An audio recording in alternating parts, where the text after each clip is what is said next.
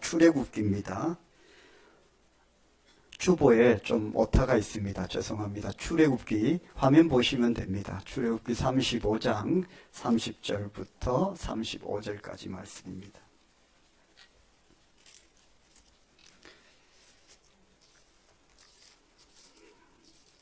한 절씩 읽고 마지막 절은 같이 합독을 하겠습니다.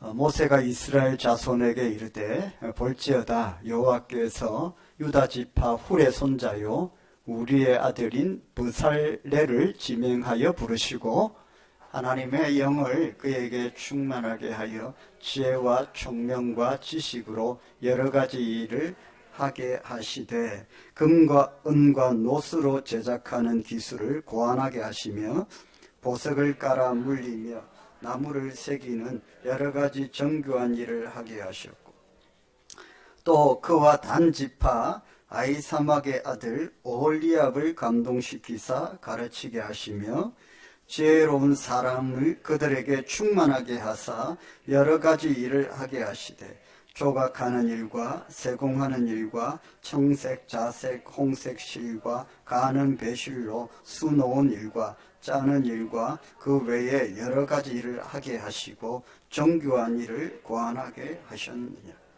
아멘. 할렐루야. 우리 서로 인사합시다. 샬롬 샬롬 샬롬.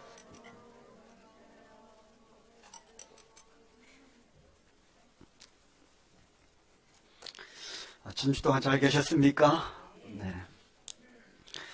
여러분 잘 아시는 독일의 철학자인 임마누엘 칸트는 매우 논리적이고 신중한 성격을 가진 사람이었다고 합니다.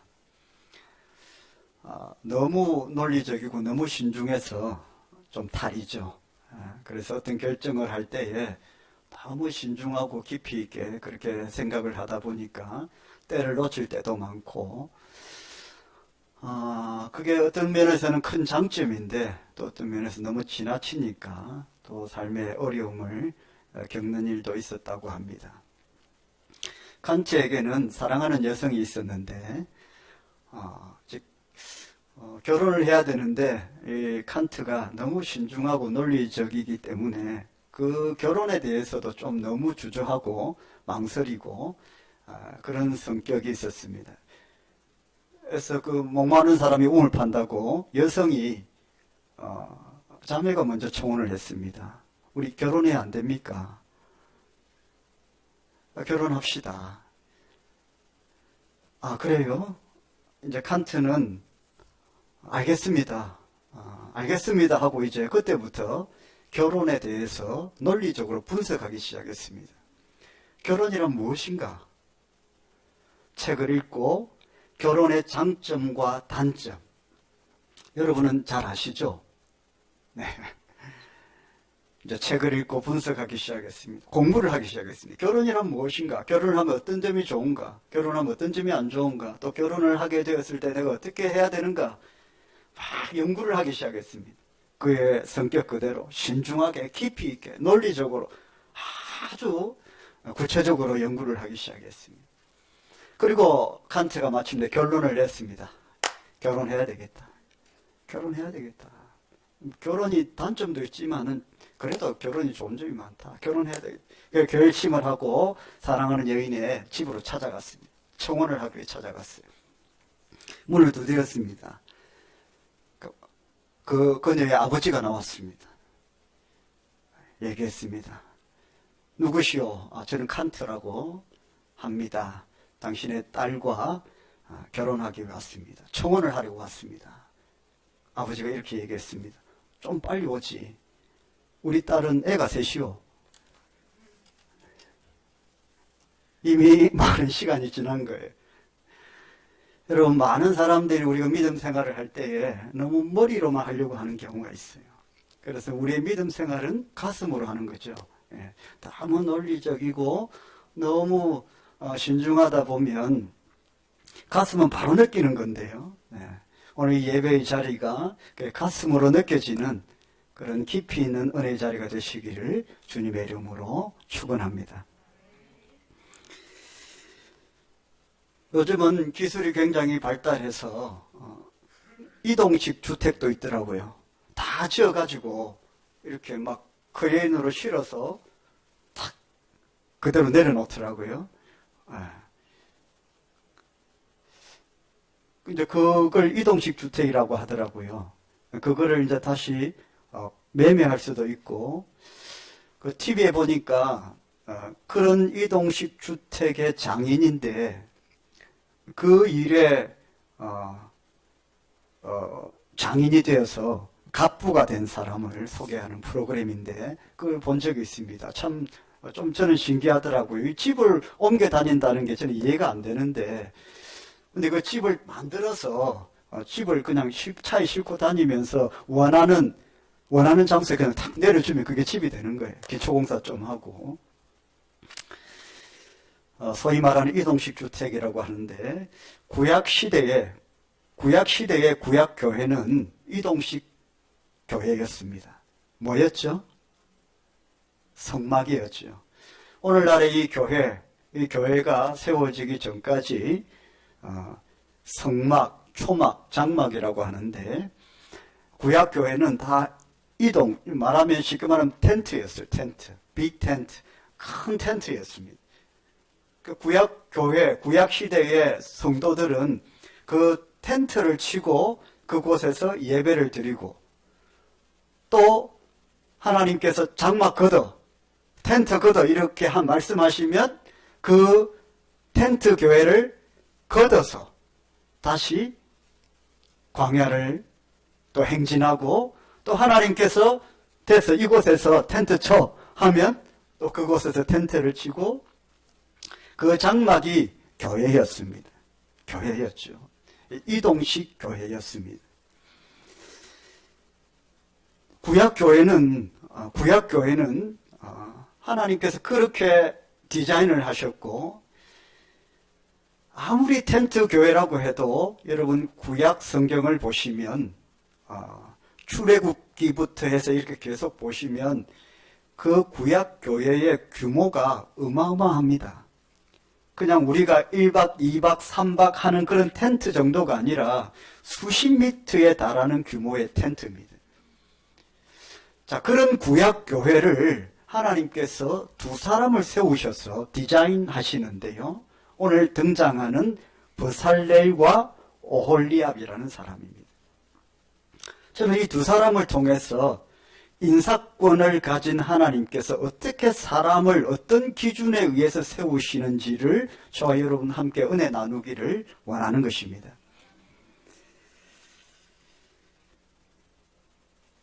오늘 브살렐과 오홀리압, 이 두 사람이 성막교회에서 그렇게 일을 하는데요.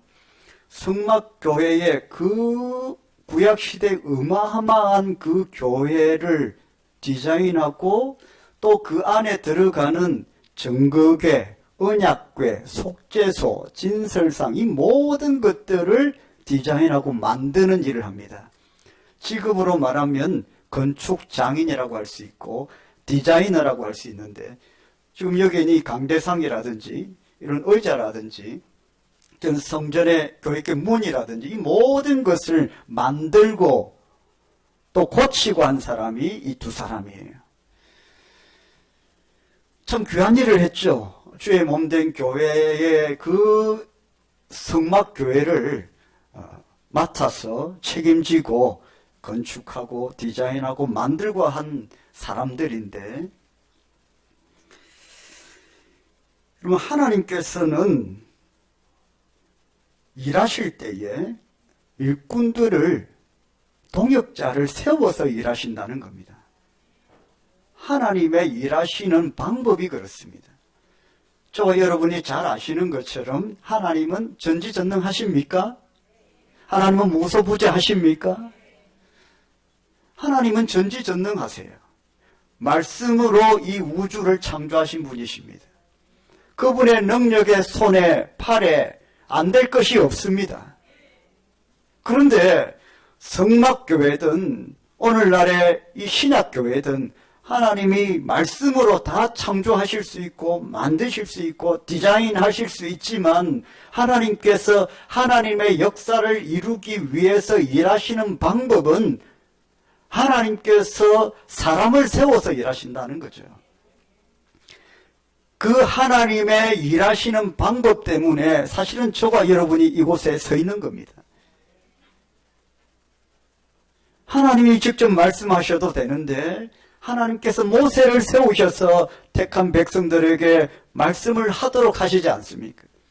하나님께서 가나안 땅에 가는 것이야 120만이든 200만이든 하나님이 직접 리더가 되셔서 지도자들 끌고 가시면 되는데 하나님이 누구를 세우십니까? 모세를 세우십니다. 모세는 그럴 만한 자격이 안 됩니다. 입이 스스로 둔한 자라고는 저는 운병력이 없어서 사람들을 지도할 리더십이 존재하지 않습니다. 그렇게 도망갔지만 하나님께서 40년이나 지난 뒤에 그 사람을 연단시켜서 끄집어서 쓰시는 거예요. 왜 그렇게 사람을 40년 동안 기다렸다가 찾아가서 데리고 와서 쓰십니까? 하나님께서 인사권을 가진 하나님의 일하시는 방법이 그렇습니다. 주권적으로 일하신다는 거죠. 아브라함도 그렇고 이삭도 그렇고 야곱도 그렇고 예수님도요 12제자를 부르십니다.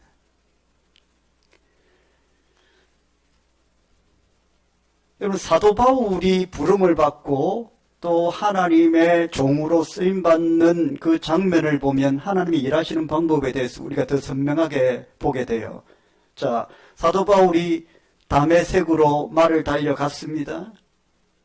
예수 믿는 예수쟁이들 다 감옥에 가두고 죽이려고 갔습니다. 근데 그 다메섹으로 가는 길에서 하나님 막으시고 예수님을 만났습니다. 그때 강한 빛이 왔습니다.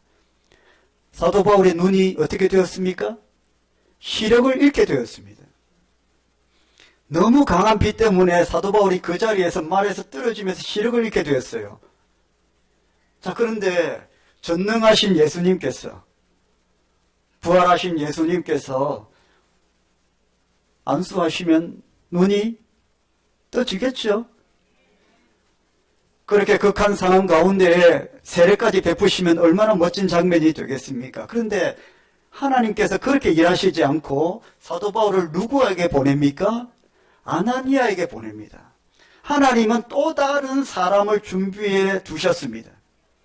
그리고 그 아나니아를 통해서 사도 바울에게 안수하게 하십니다. 예수님이 직접 안수하지 않고 아나니아를 준비하셔서 아나니아를 통해서 안수케 하시고 눈을 뜹니다. 주님이 직접 세례를 주시면 더 극적인 상황이 연출되겠는데도 불구하고 아나니아를 통해서 세례를 베푸십니다. 우리로서는 조금 더 극적이고 더 스토리가 있는 그런 사건은 아니지만 지금도 예수님이 직접 막 설교하시고 예수님 직접 막 이렇게 우리에게 역사하시면 그런 직접 현현하셔서 하시는 그게 더 훨씬 극적인데 주님은 하나님께서 일하시는 방법은 언제나 사람을 통해서 일하신다는 거죠. 그게 하나님의 동역자들입니다. 성경 역사를 보면 다 그렇게 하나님의 역사가 진행이 되었습니다. 그런데요, 오늘 브살렐과 오홀리압도 하나님께서 딱 두 사람을 세우시는데 30절 말씀에 보면 브살렐이 어느 지파입니까? 어느 지파죠? 30절에 보니까 유다 지파라고 되어 있습니다. 유다 지파는 이스라엘에게는 12지파가 있습니다. 12지파가 있는데 그 12지파 가운데에 그냥 쉽게 말하면 가장 성골 지파가 유다 지파입니다. 좀 더 쉽게 말하면 금수저 지파입니다. 배경이 굉장히 좋죠. 오늘 보니까 30절에 보니까 훌의 손자라고 되어 있습니다. 훌의 손자. 훌이 누구냐 하면 모세의 누나가 미리암인데 미리암의 아들이 훌입니다. 그러니까 이 사람은 이름만 대도 누구든지 알 수 있는 사람이에요. 이 사람이 성막교회를 건축하고 또 세우고 그 모든 것을 디자인하고 주의 일을 한다고 했을 때에 사람들은 아호 그렇지 그분은 그럴만도 하지. 모태신앙에다가 신앙훈련 잘 받았고 그 정도 되면 뭐 충분히 그 이상도 할 만하다. 그렇게 충분히 공감할 수 있는 사람입니다. 훌은요 출애굽기 17장에도 나오죠. 그 아말렉과의 전쟁이 일어나지 않습니까? 여호수아가 그 산 밑에서 막 아말렉 군대와 전투를 할 때에 어떤 때는 이기고 어떤 때는 지더라는 거예요.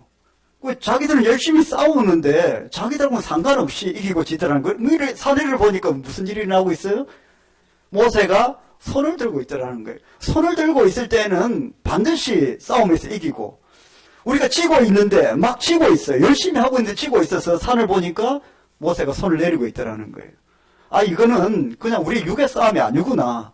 하나님께서 하시는 싸움이다. 그래서 여호와 니시라고 하잖아요. 그런데 그 모세가 팔이 힘들어서 손을 내리고 할 때 그 손을 붙들어준 사람이 누구예요? 아론과 훌이에요. 양쪽에서 팔을 붙들어줬다는 거예요. 그 훌이에요. 그 훌의 손자가 누구냐 하면 브살렐입니다. 사람들이 생각할 때 이런 사람은요, 그런 일을 하고도 남는다라고 생각하죠. 금수저입니다. 또 한 사람이 있습니다. 오홀리압입니다. 그런데 이 사람은요, 브살렐과 매칭이 안 됩니다. 이 사람은 흙수저입니다. 오늘 보니까요, 34절에 보니까 어느 지파입니까? 단 지파입니다. 이스라엘에 12지파가 있는데 단 지파는 저 밑에 지파입니다. 단 지파 출신이다 이라면요, 좀 뭐라고 할까요? 좀 무시당하는 경향이 있었어요. 어디 출신이다, 어디 고향이다. 우리가 객관적으로 봤을 때는 이 두 사람을 매칭시키는 것이 좀 이해가 안 됩니다. 어떤 일을 할 때에 중요한 일일수록 우리는 조화가 돼야 된다고 생각하고 뜻이 맞아야 된다고 생각하기 때문에 또 성막교회를 세우는 일은 이건 하나님의 일 가운데 제일 귀하고 복된 일인데 그러려면 좀 엘리트를 세워서 또 모태신앙 어릴 때부터 신앙 훈련이 되어서 이렇게 잘 훈련된 사람을 좀 세우고 싶은데 하나님께서는 유다 지파의 한 사람을 세우시고 단 지파의 저 끝은 머리 무시당하고 좀 별 볼 일 없는 지파의 사람을 세우셔서 둘이를 매칭을 시켜서 같이 해봐라. 여러분 이것이 하나님이 일하시는 방법이라는 거죠. 그럼 도대체 하나님께서는 어떤 원리를 가지고 이런 일을 하시는가 하는 거예요. 첫 번째는 하나님께서는 주권적으로 우리를 부르신다는 겁니다. 30절 말씀에 보면 나오죠. 30절에 보면 모세가 이스라엘 자손에게 이르되 볼지어다 여호와께서 유다 지파 훌의 손자여 우리 아들인 브살렐을 뭐라고 합니까? 지명하여 불렀다는 거예요. 너를 지명하여 불렀다라는 겁니다. 하나님께서 하나님의 택한 백성들 가운데에 특별히 구별하여 일꾼을 세우실 때에 하나님께서 지명했다는 것을 여러분 꼭 기억해야 됩니다. 우리가 신앙생활 하다 보면 처음에는 그 하나님의 부르심에 대해서 생각을 합니다. 하나님 나를 부르셨구나, 나를 지명하셨구나. 그런데 신앙생활을 오래 하다 보면 하나님의 부르심, 하나님의 지명에 대해서 소홀해집니다. 사랑하는 성도 여러분, 저와 여러분이 이 자리에 있는 것은 하나님께서 지명하여 부르신 줄 믿으시길 바랍니다. 주권적으로 지명해야 부른다는 거예요. 왜 서로 매칭이 안 되는 두 사람을 이렇게 서로 매칭을 시켜 놓았느냐? 하나님께서 주권적으로 지명하여 불렀다는 겁니다. 저 위에 있는 유다 지파의 한 사람, 그 다음에 저 끝에 있는 단 지파의 한 사람, 그래서 너희들이 합력하여 선을 이루어봐라.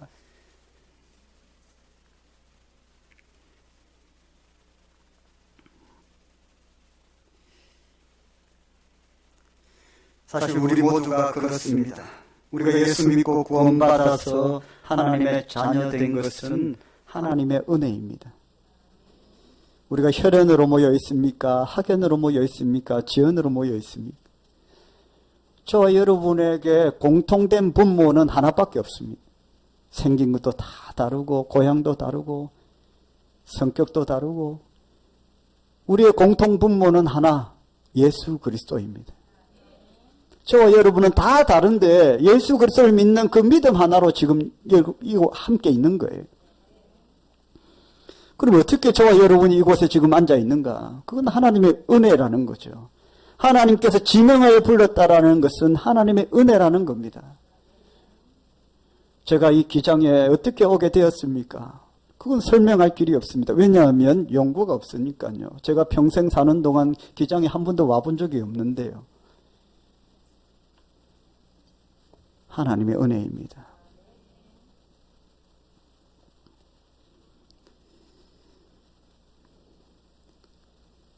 디모데전서 2장 21절에 보면 큰 집에는 금그릇도 있고 은그릇도 있고 녹그릇도 있고 질그릇도 있다.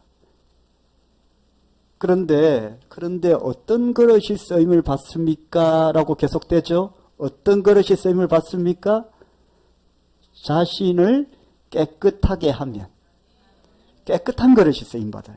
금그릇이 쓰임받는 게 아니고 은그릇이 쓰임받는 게 아니고 녹그릇, 질그릇은 안 되는 것도 아니고 쓰임받는데 중요한 것은 그릇의 재질이 아니라 그 그릇이 깨끗한가라는 거예요. 주님의 몸된 교회에는요, 여러 성도님들이 계시죠. 각양의 은사도 다르고요. 하나님께서는 이 집에, 주님의 집에, 이 우주적 교회 안에, 작게는 이 로컬 처치 지역교회 안에 하나님께서 쓰시는 사람들 다 각양의 은사와 다 다른 종류가 있지만은 하나님께서 자신을 깨끗하게 하는 자를 쓰신다는 겁니다.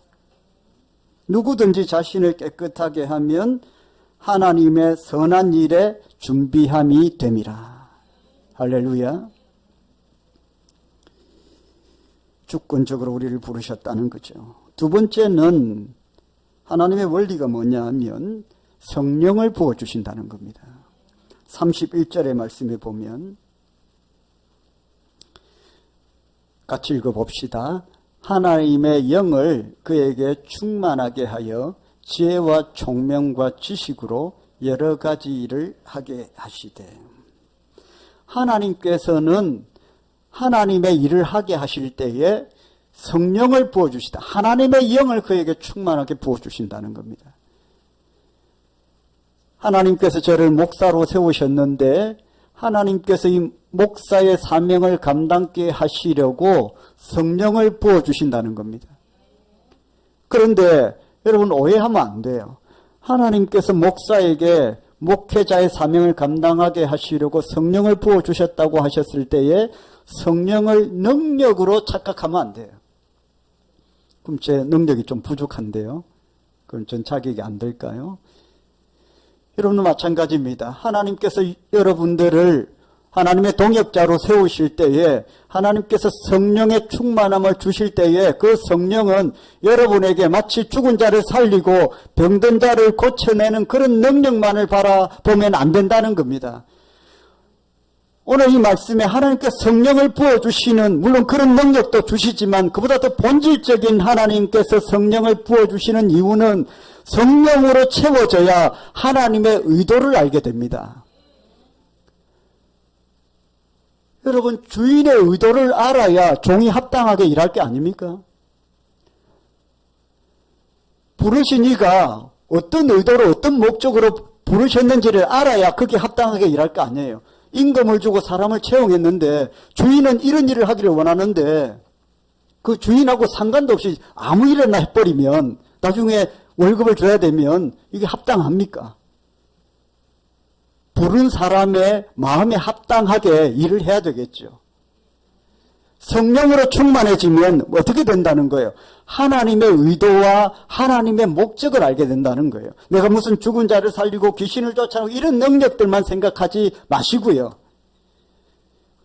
하나님께서 일을 하셔야 되는데 일이 되게 하셔야 되는데, 그럼 내 의도가 그 일꾼에게 전달이 돼야 된다는 거예요. 그럼 이 일꾼에게 말을 해야 되는데, 말을 해도 알아듣습니까? 믿음 없는 자가 하나님의 말씀을 알아듣습니까? 그래서 하나님의 일이 되도록 하기 위해서 하나님께서 주권적으로 부르신 사람에게는 성령으로 충만하게 해주신다는 거예요. 할렐루야. 그래야 일이 제대로 되니까. 하나님이 원하시는 일이 되니까.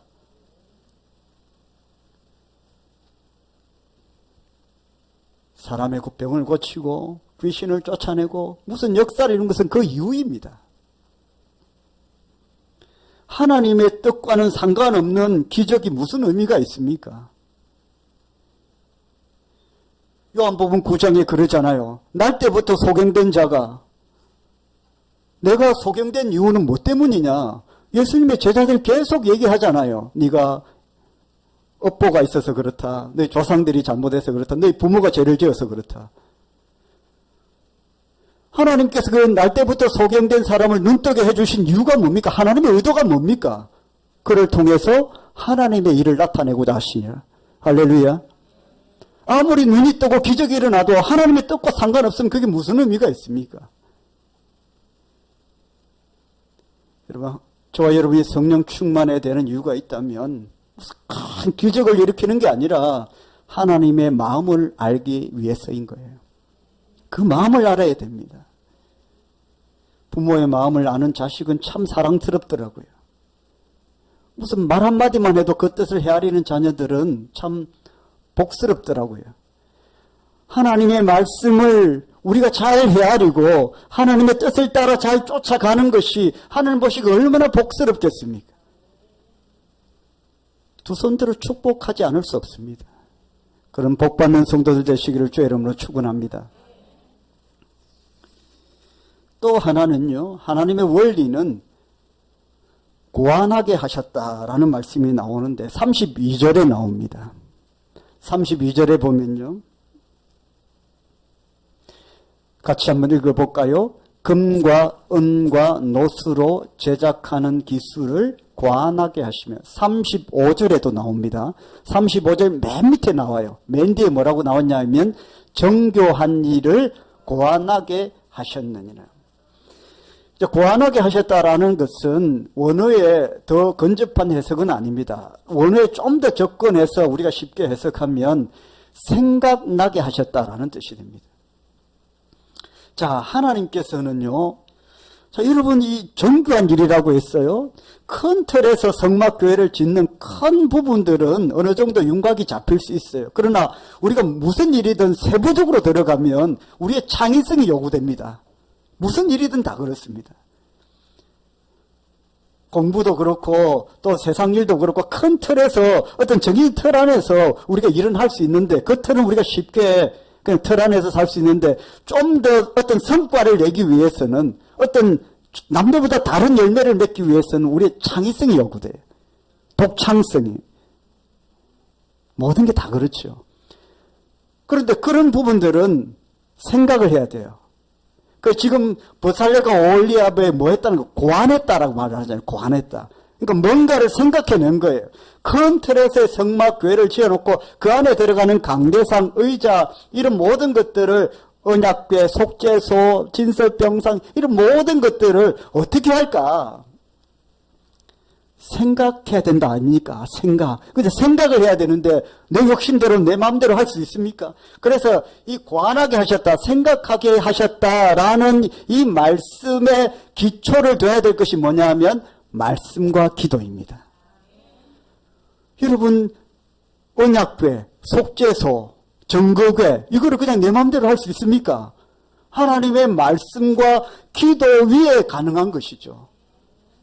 그래서 여러분, 주의 일을 할 때에 하나님께서 생각나게 하시다라는 것은 내가 말씀과 기도 위에 서 있을 때에 여러분, 그것이 하나님의 마음에 맞도록 우리를 생각하게 하시는 거예요. 그런 창의성을 주신다는 겁니다. 할렐루야. 말씀과 기도가 없다면 내 마음대로 하게 되는데, 내 뜻대로 하게 되는데, 그게 비성경적이고 은혜가 안 되는 일이 될 수 있어요. 여러분 명심하셔야 됩니다.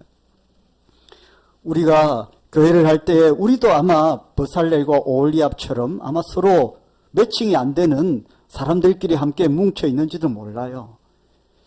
그렇기 때문에 주일을 할 때 하나님 그렇게 매칭시켜놓고 매치시켜놓고 한번 해봐 이렇게 하시는데 그게 하나님 원리니까. 근데 이제 우리가 문제예요. 하나님은 된다고 보고 매칭을 시켜놨거든요. 그런데 우리는 자꾸 부딪혀요.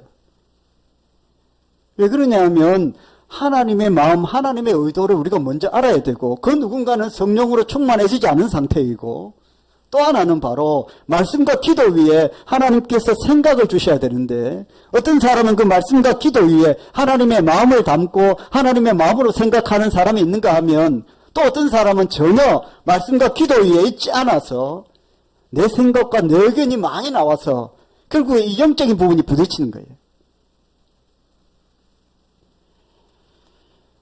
그래서 우리가 무엇이 부족한지를 빨리 알아야 되는 거죠. 하나님께서 우리를 지명하여 부르셨을 때는 일이 된다고 보는 겁니다. 할렐루야. 근데 안 되는 부분이 있다면 하나님께서 잘못 부르신 것이 아니라 내가 뭔가 하나님의 부르심에 합당한 상태가 아니라는 것이죠.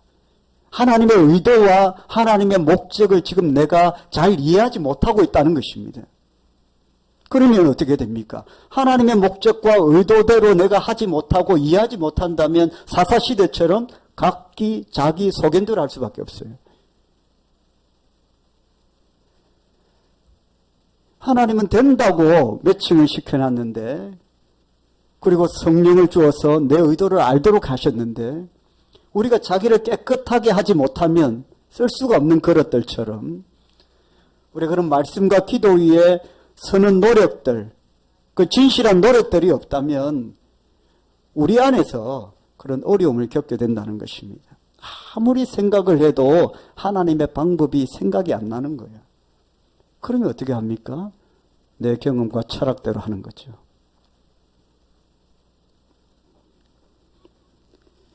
여러분, 하나님께서 저와 여러분을 말씀과 기도 위에 든든히 세워갈 줄 믿습니다. 할렐루야. 말씀을 좀 맺습니다. 안테나 신앙이라는 것이 있다 하더라고요.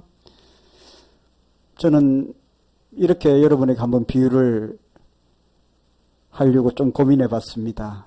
제 개인적인 이야기지만 시골에 제가 살 때에 TV가 동네 마을에 딱 한 대 있었습니다. 제 친구였는데 그 당시에는 흑백 TV였고 시골 촌이었기 때문에 TV를 대다수의 사람들은 TV를 볼 수 없었는데 한 집에 좀 잘 사는 양옥집에 TV가 있었어요. 근데 그 친구가 얼마나 얄미우냐 하면 낮 동안 막 이렇게 구슬치기 하고 딱지치기 하고 노는데 쭉 세워놓고 사람을 지명합니다. 너 저녁에 우리 집에 와. 이제 이거 자기한테 잘해주고 비 맞춰준 친구만 부르는 거예요. 너. 감사하게도 저도 선택이 되고 그러면 이제 보는데요. 방 안에도 못 들어가요. 문을 닫아놓고 있으면 창호지에 구멍을 내야 돼. 이렇게 구멍을 내가지고 이제 이렇게 친구들 몇 명이서 이렇게 보면 자기들은 안에서 이제 밥 먹고 TV 보면서 막 웃으면서 그렇게 있어요. 근데 지금 같으면 참 비참한 신세인데 그때는 또 어린 동심에 비참한 것은 생각도 못하고 그냥 너무 즐겁고 막 기쁘다 이런 생각밖에 없었어요. 막 이렇게 보면 이래갖고 이제 보는 거예요. 그런데 이제 시간이 지나고 해서 이제 다 이제 잠자리에 들라는데 밖에서 기침 소리가 나는 겁니다. 그 다 가고 저만 하면서 아직 안 간 사람이 있나 그러면 저예요. 근데 여러분 그 TV가 있다는 것이 참 기득권을 상징했던 때였는데 지금은 뭐 TV 없는 가정이 없으니까 그 시골에요 이상 현상이 일어났어요. 집에 안테나가 있는 거예요. 여러분 안테나가 있으면 TV가 있는 거죠. 그런데 신기한 건 안테나는 있는데 TV가 없어요. 있는 척 하려고 안테나만 세워놓은 거예요. 지붕 위에. 안테나 세우는 거는 누구든지 할 수 있죠. 선 연결 안 돼 있는데 그러면 TV 있는 줄 알죠. 여러분 안테나 신앙 내 안에 어떤 예수 그리스도를 만나고 그분과 함께하는 삶의 어떤 신앙, 실체, 그것이 있어야 되는데 여러분 안테나만 세워놓고 하나님 없는 삶을 살지 마시고 잠깐 그런 생각이 났습니다. 그렇게 좀 비유하고 싶었어요. 여러분 안테나가 있으면 전기가 통하고 수신이 되어서 TV가 켜져야 되지 않겠습니까? 저와 여러분 하나님을 향한 마음이 그냥 안테나만 세워놓는 그런 마음이 아니라 실제로 좀 소통이 되기를 간절히 원합니다. 그래야 TV가 확 켜지고 막 기쁨이 있고 은혜가 있고 재미가 있고 이런 역사가 일어나기를 주님의 이름으로 축원합니다. 우리 찬송 한 곡하고 함께 기도하고 예배를 마치겠습니다. 오직 주의 사랑에 매여.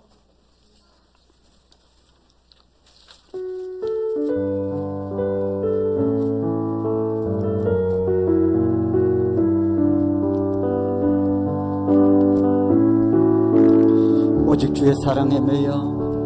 오직 주의 사랑에 매여 내 영 기뻐 노래합니다. 이 소망의 언덕 기쁨의 땅에서 주께 사랑 드립니다. 오직 주의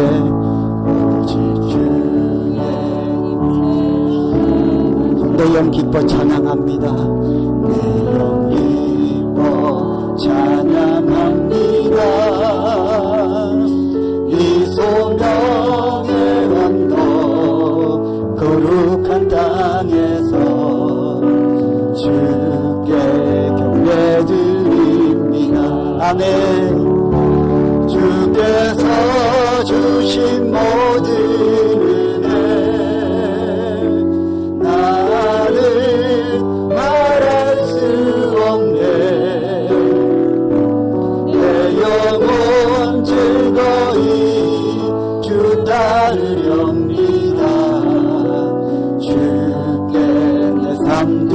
주께서 주신 모든 은혜, 주께서 주신 모든 은혜, 나는 말할 수 없네. 내 영혼 즐거이 주 따르렵니다. 주께 내 삶 드립니다. 할렐루야. 우리 시장님 기도합시다. 오늘 말씀을 두고 한번 기도합시다. 하나님께서 나를 지명하여 부르시고 하나님 나라 영광 위에 쓰시는데 하나님 제 안에 성령의 충만함을 허락하시고 하나님의 마음을 알게 하시고 삶의 실체가 있는 믿음 생활할 수 있도록 인도하여 주옵소서. 기쁨이 있고 은혜가 있고 역사와 능력이 나타나는 그런 실체가 있는 아버지 그런 하나님과 소통이 되는 그런 믿음 생활 하게 하여 주시옵소서. 그런 가정이 되게 하여 주옵소서. 그런 직장이 되게 하여 주옵소서. 그런 교회가 되게 하여 주옵소서. 우리 주의 이름 부르고 기도하겠습니다. 주여 뜻하시라는 아버지 감사합니다.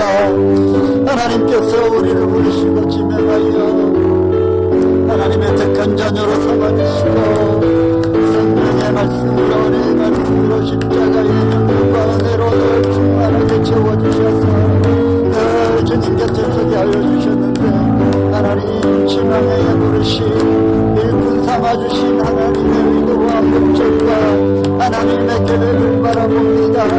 진실한 신앙으로 아버지와 언제나만 서있는 그런 소통이 안되고 하나님과 연합하지 못하는 그런 믿음 생활 되지 않게 하시고 언제나 하나님께 소통하고 성령의 부으심에 놀라운 은혜를 통해서 하나님의 보좌 앞에 나아가고 하나님의 약속을 구하고 하나님의 축복을 구하고 그 약속과 축복을 받아 누리기에 부족함이 없는 아버지 믿음 생활 되게 하여 주옵소서.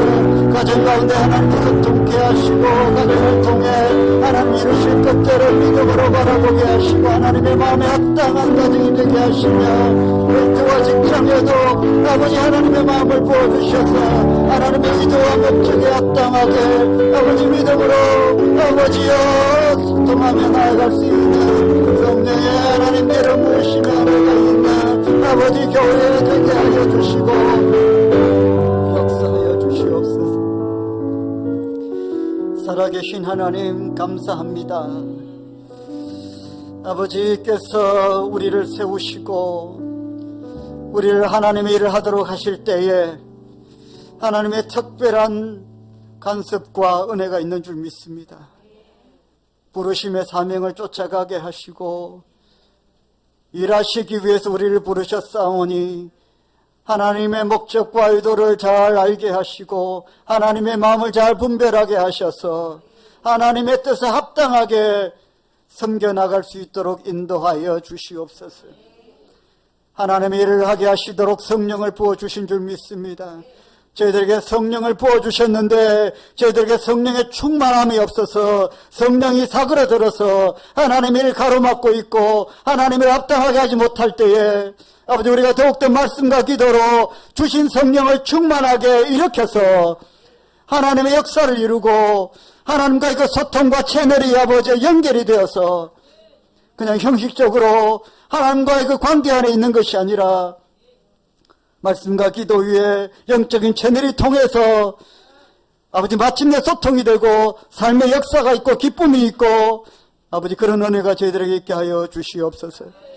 오늘도 주 앞에 드린 예물들 아버지 하나님과 신실한 교통 가운데에 역사가 되고 기적이 되는 아버지 씨앗이 되게 하시고 하나님 가정을 통해서 일터를 통해서 우리의 자녀들을 자녀손들을 통해서 하나님의 놀라운 은혜가 임하고 아버지 그 역사와 기적이 아버지 체험되는 저희들이 되게 하여 주시옵소서. 오늘 드린 예물들 기억하시고 나눠주고 구워주고 베풀어주는 예물들 다 되게 하시며 창고를 채우시고 소출이 많게 하시고 이 황무지 같은 이 사막 같은 이 불경기 페레나 팬데믹 속에서도 저희들의 삶을 지켜주시고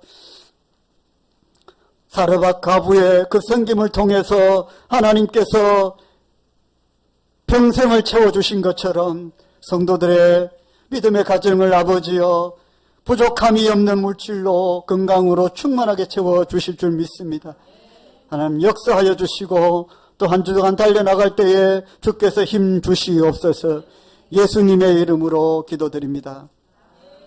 축도하겠습니다. 하나님 복을 받으십시오. 우리 주 예수 그리스도의 은혜와 하나님 아버지의 사랑과 성령님의 감동 감화 충만하심이 함께 해드린 모든 주의 백성들 머리 위에 가정 위에 일터 위에 성업터 위에 자녀들 자녀손들 위에 지금부터 영원토록 항상 함께 있을지어다. 아멘. 주신 말씀 가지고 각자 기도하시고 자유롭게 돌아가시면 되겠습니다. 살아계신 하나님 아버지 감사합니다. 오늘도 저에게 담비와 같은 말씀을 주셔서 감사합니다. 생명의 말씀으로 은혜의 말씀으로